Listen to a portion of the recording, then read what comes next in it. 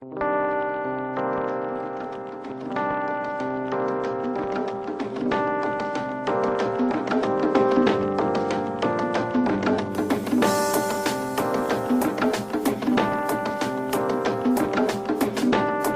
hace unos días la noticia cayó como bomba para muchos peruanos que el Rally Dakar no pasaría nuevamente por el Perú. De hecho, el país principal que se está señalando es Bolivia.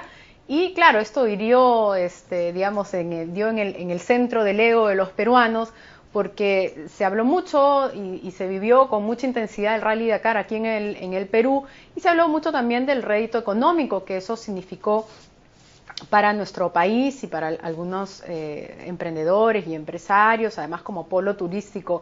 Sin embargo, algo de lo que no se habló mucho durante todo ese tiempo fue acerca del daño que sufrió y que puede haber sufrido el patrimonio paleontológico que estaba en la ruta del Rally Dakar. De hecho, en Sofimanía hicimos una denuncia, fue precisamente el paleontólogo Rodolfo Salas, que hoy me acompaña, quien empezó con esta denuncia. Muy buenos días, Rodolfo. ¿Qué tal, Claudia? ¿Cómo estás?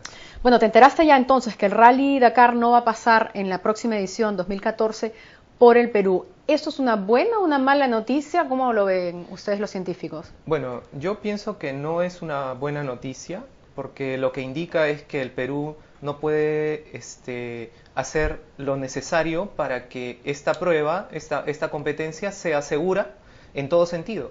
O sea, paleontológicamente hablando, pudo haber habido un daño en la versión anterior del Dakar, porque no se han hecho evaluaciones correctas sobre la ruta. O sea, todo el tema va porque no ha existido un estudio que garantice que la ruta que va a seguir el Dakar es la correcta y que no va a dañar fósiles. Pero permíteme interrumpirte porque según las informaciones periodísticas, el Ministerio de Cultura aprobó la ruta y aprobó una señalización de los lugares que había que proteger. Sí, yo estoy enterado de eso, pero esta señalización se hizo 5 días antes del Dakar. ¿Y cuál es el problema con eso? Con que se improvisó. O sea, no existía, tú dices que no hay un estudio atrás. No hubo un plan, porque justamente el Ministerio de Cultura no se ha apoyado en las dos instituciones que tienen mayor conocimiento sobre la zona de Ocucaje en términos paleontológicos y geológicos, que son el Museo de Historia Natural de la Universidad de San Marcos, a la institución a la que represento, y el INGEMET, el Instituto Geológico, Minero y Metalúrgico. Digamos, son las autoridades para temas de paleontología.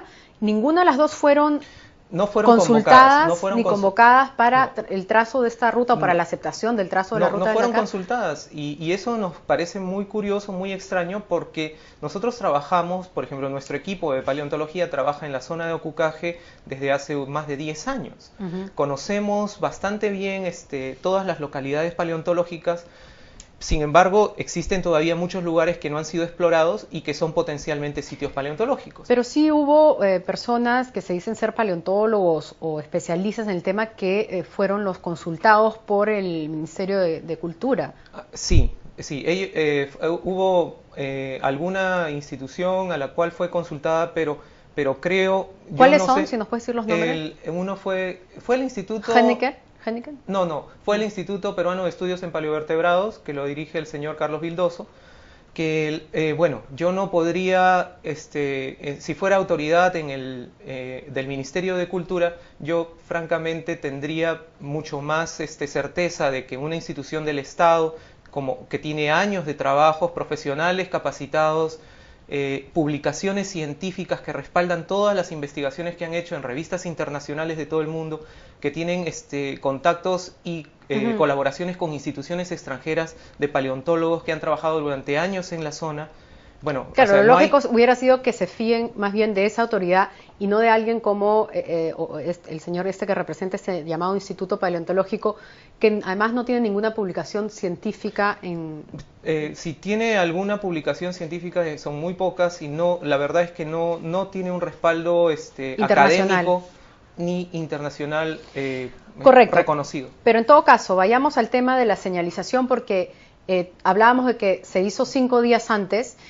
¿Y por qué no podría hacerse 5 días antes la señalización de en qué lugares hay restos paleontológicos importantes que debíamos haber preservado ante la ruta del Dakar? Bueno, sí es probable que se pueda hacer 5 días antes, es cierto, una señalización, pero se ha hecho una señalización sin haber hecho un estudio que respalde esta señalización.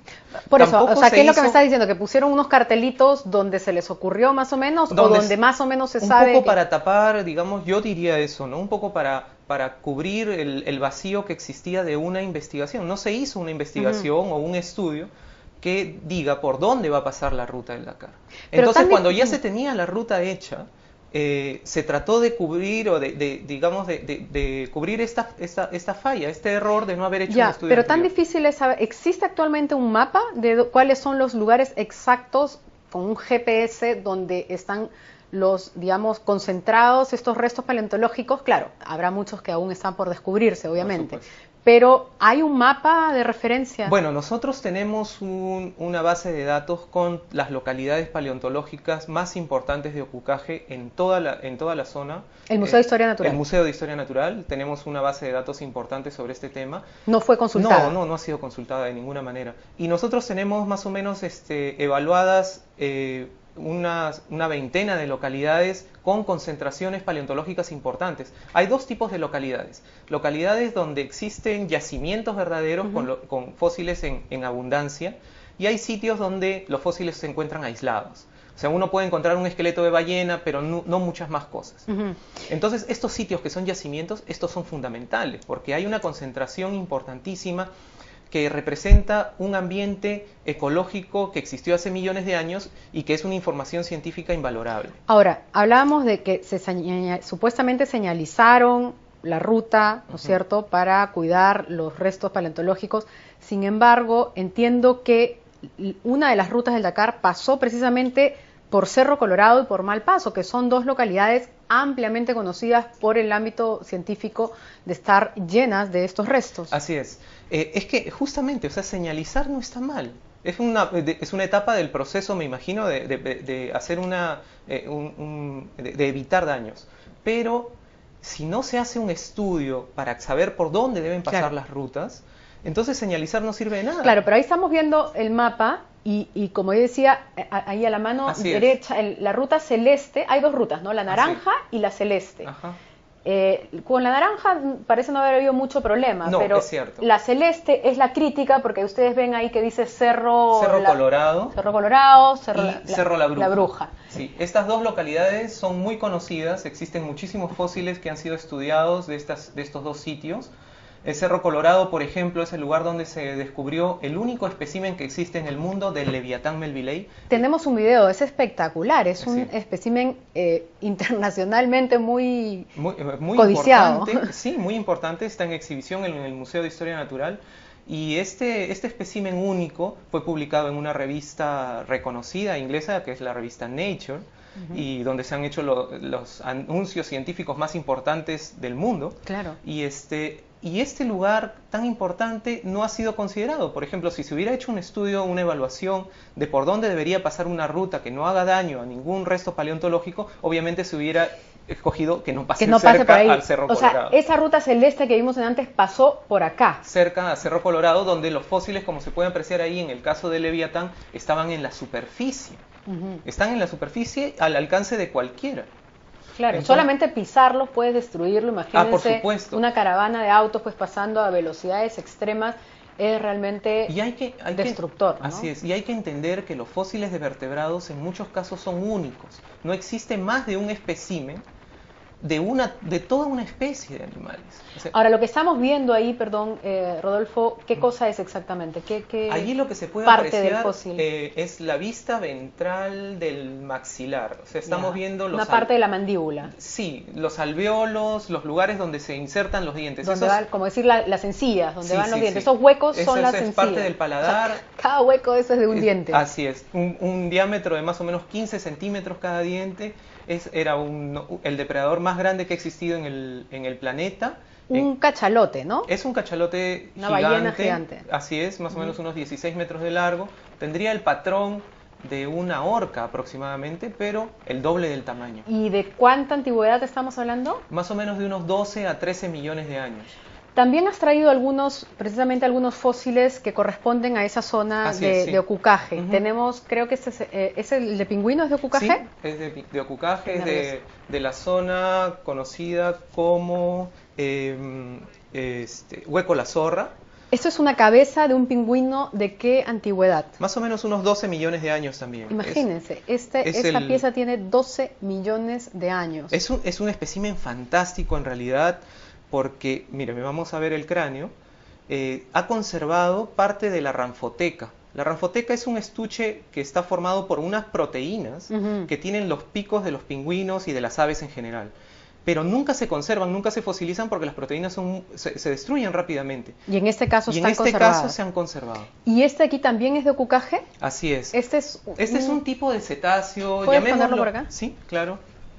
Llamémoslo un delfín para poder figurarnos más o menos las características. Esto es lo que representa la punta del rostro de este animal, con la mandíbula y el maxilar, los dientes que se entrecruzan, está con la boca cerrada. ¿Este fósil de cuántos años estamos hablando? Más o menos debe tener unos 15 a 20 millones de años. ¿Y también encontrado en Ocucaje? También encontrado en la zona de Ocucaje, en localidades que no son tan conocidas, y que eso pues representa algo importante en caso que se quieran hacer este tipo de actividades, ¿no? Cerca de donde pasó una de las rutas del rally. Así es, así es. Bueno, imagínense, estas piezas son únicas, no existen dos de estos animales. Claro, ahora, mucha gente podrá decir, quizás con algo de ignorancia, quizás con algo de razón, dependiendo del punto de vista, ¿por qué nos tiene que importar un montón de huesos viejos, ¿no?, en lugar del rédito económico, etcétera, que puede traer una competencia como el Dakar? Bueno, yo creo que ambas cosas no son excluyentes.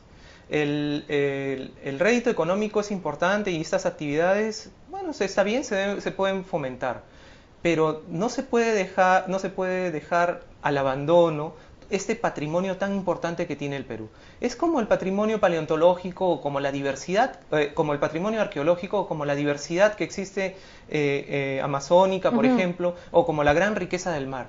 Este tipo de cosas no se pueden dejar de lado. ¿Cómo está ubicado el Perú en torno a riquezas paleontológicas en el mundo? ¿Cuál es su ubicación? Bueno, hace unos 10, 15 años no se sabía mucho de la paleontología en el Perú, pero en los últimos años los trabajos que hemos realizado en diferentes localidades del país muestran que el Perú es un sitio privilegiado para la paleontología. ¿En el mundo? En el mundo. Por ejemplo, la zona de Ocucaje y la zona de Sacaco son los lugares más ricos, paleontológicamente hablando, de todo el mundo para estudiar la evolución de los ecosistemas marinos de los últimos 40 o 50 millones de años. De todo el mundo. De todo el mundo. Y hay que decir, obviamente estamos hablando de animales marinos, que lo que es hoy el desierto de Ocucaje era mar, obviamente. Y que además entiendo que en el desierto tienen una mayor probabilidad de conservación que en otras partes como en la selva, ¿no? Sí, claro. La erosión en el desierto, si bien es fuerte porque los vientos corren a gran velocidad y la erosión puede ser muy fuerte, los cambios de temperatura también son drásticos,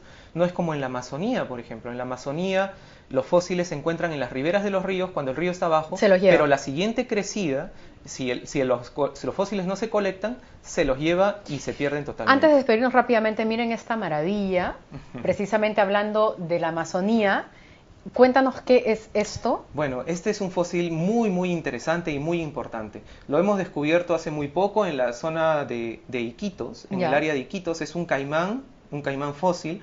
No se sabía sobre los fósiles de la Amazonía, se conoce muy poco. Tenemos las órbitas oculares, acá iban los ojos. Esta es digamos, la parte de la mandíbula. Así es. Acá se ven los dientes. Sí, ¿no? El diente traspasa el premaxilar. O sea, el diente de abajo, del maxilar de abajo está traspasando, y acá ves todos los demás dientes. Así es. Mira. ¿De cuánta más o menos antigüedad? Unos 13 millones de años. 13 millones de años, imagínense. Sí. Y lo fabuloso es que en la Amazonía se encuentra la evidencia sobre cuál era la verdadera cómo es que nuestra biodiversidad ha llegado a ser lo que es. Y en estos fósiles pueden ayudar a explicar eso. Con eso quería terminar, Rodolfo. ¿Cuál es la importancia de la paleontología o de los estudios que hace la paleontología para nosotros el día de hoy? La paleontología nos permite acercarnos al pasado que puede representar nuestro futuro.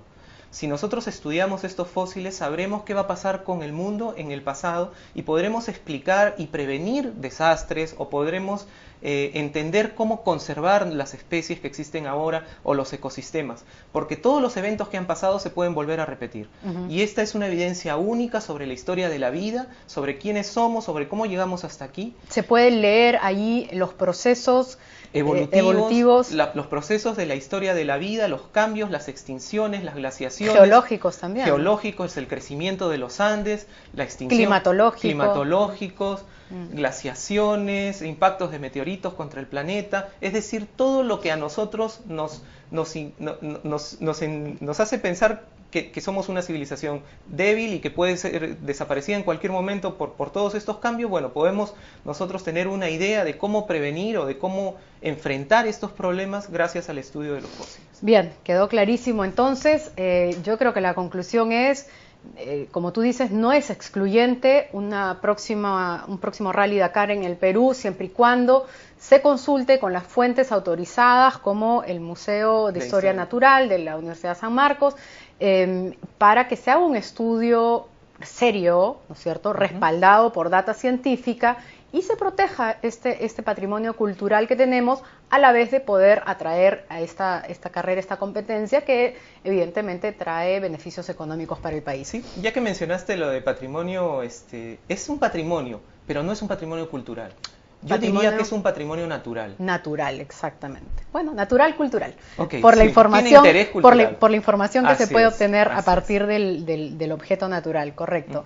Bien, muchísimas gracias, no hay de qué, Rodolfo. Nos despedimos entonces. Queremos dejarlos con este video del túnel de la ciencia. Nosotros la semana pasada se los mostramos en primicia, o mejor dicho, tuvimos una entrevista en primicia con un representante de la Universidad Católica, donde se va a presentar ya en unos días esta muestra itinerante que es quizás la más espectacular y la más famosa muestra itinerante de ciencia interactiva en el mundo, respaldada además por el Instituto Max Planck, de harto prestigio científico, y usted puede ir con su familia, con sus amigos, es gratis.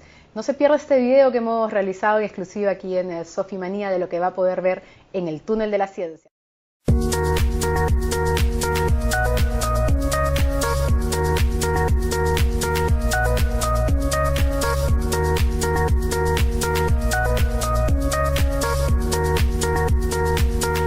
De la ciencia es una exposición que tuvo su origen en Alemania.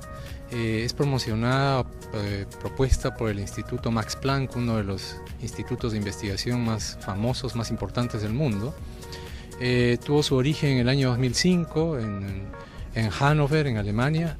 Luego se constituyó en una exposición itinerante que ha viajado por diferentes partes del mundo, mostrando los últimos avances, los avances frontera, diría yo, respecto de las ciencias básicas más importantes. La exhibición intenta mostrar diferentes aspectos de la realidad del universo.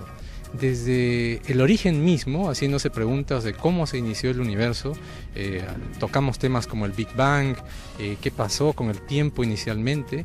Luego vamos a preguntas un poco de mayor nivel, como qué son los átomos o de qué están compuestos los átomos, sus partículas elementales. Vamos a preguntarnos sobre la célula, moléculas. Otras estaciones hablan del cerebro, su composición y los últimos avances y conocimientos respecto de él. Posteriormente nos hacemos preguntas un poco más elevadas, como por ejemplo hacia dónde va la humanidad respecto de temas de energía, de temas de supervivencia de especies. Es importante visitar esta muestra para darnos cuenta hasta dónde ha llegado la ciencia hasta el momento, ¿no es cierto? La ciencia avanza a pasos agigantados, y lo que mostramos ahora son las últimas investigaciones, las investigaciones frontera, decimos nosotros, respecto de las diferentes disciplinas básicas en las ciencias.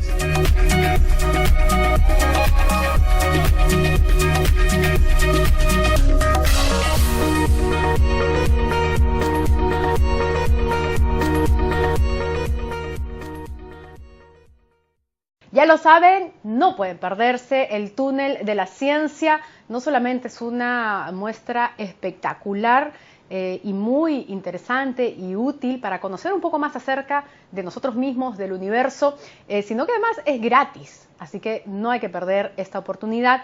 Empieza el 5 de abril, va hasta el 30 de junio y lo único que tiene que hacer es usted separar su visita porque hay diferentes horarios, de acuerdo si es escolar o si es familiar, etcétera. Llame al 626-2000, ahí salen los números y las fechas en la pantalla. Y con nosotros será hasta la próxima edición de Sofi TV, el jueves a las 5:30 de la tarde vía lamula.pe. Gracias.